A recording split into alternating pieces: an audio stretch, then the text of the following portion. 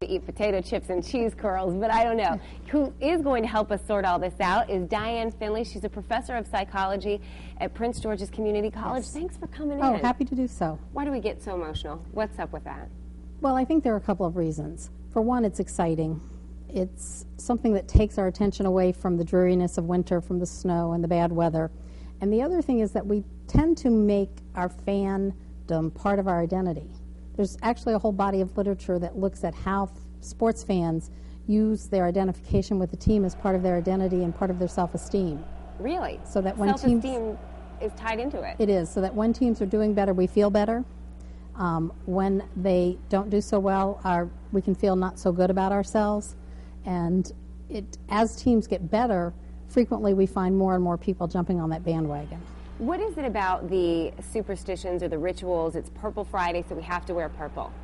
I mean, obviously I'm guilty of it right now. I'm aware of that. Yeah. But what is it? Why do we do that?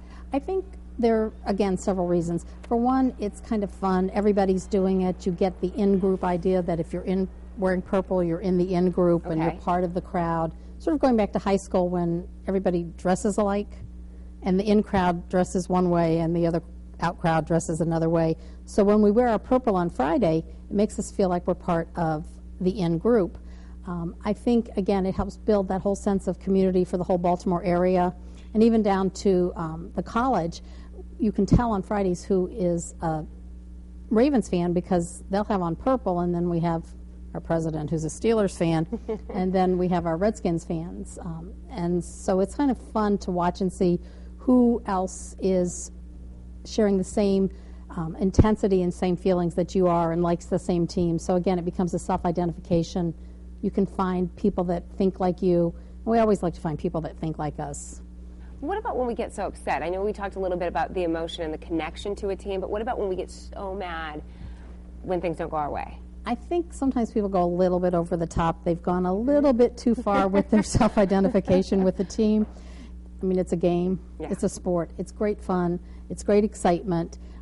And I think it's okay to be upset when the team first loses, but I think you have to let it go after that. It's a game. Did you just hear that? There was a little yelp over there. It's a game. It's not the most important thing in the world except for those 3 or 4 hours that you're on the field.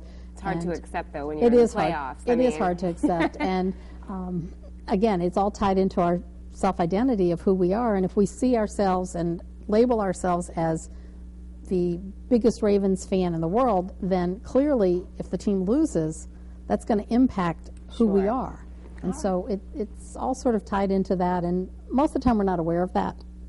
I don't know very many people that say, oh, I'm going to identify with them and that's going to be who I am. But it just sort of happens.